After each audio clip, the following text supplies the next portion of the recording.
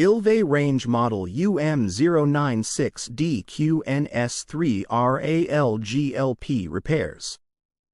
Ilve Majestic 2 Series 36-inch freestanding dual-fuel range with liquid propane, 6 sealed brass burners, 3.5 cubic feet total oven capacity, convection oven, self-cleaning mode, warming draw.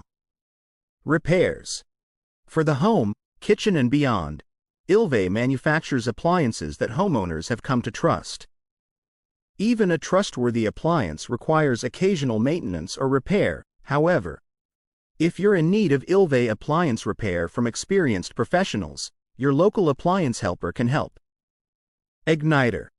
The igniter is the most commonly defective part for an oven not heating. The igniter has two main functions. First, the igniter draws electrical current through the oven safety valve to open it.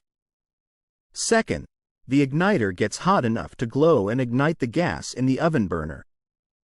If the igniter gets weak, it will fail to open the safety valve correctly. If the valve does not open, the oven will not heat. To determine if the igniter is defective, observe the igniter when the oven is on. If the igniter glows for more than 90 seconds without igniting the gas flame, this indicates that the igniter is too weak to open the valve. If the igniter is weak, replace it.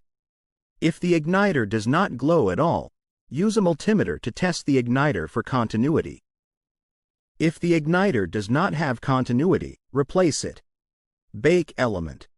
When the bake element is heating properly, it glows red hot. If the element does not glow red, this indicates that the element is not heating.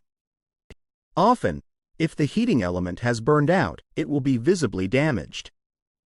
Inspect the heating element for holes or blisters. To determine if the bake element has burned out, use a multimeter to test the element for continuity. If the bake element does not have continuity, replace it. Broil element.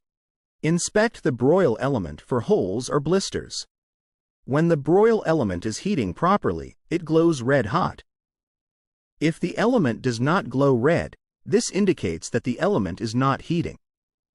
Often, if the broil element has burned out, it will be visibly damaged. To determine if the broil element has burned out, use a multimeter to test the element for continuity.